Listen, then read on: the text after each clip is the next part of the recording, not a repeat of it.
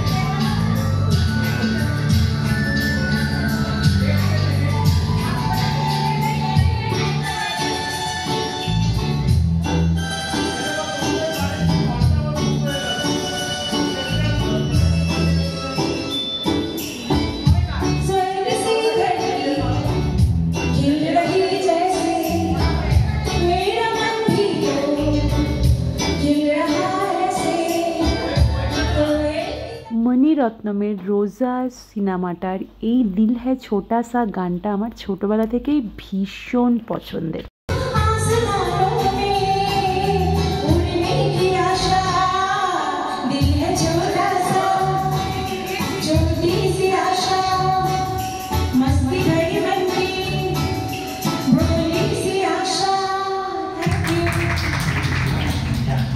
দর্শকদের সঙ্গে বসেছিল আমার মেয়েও।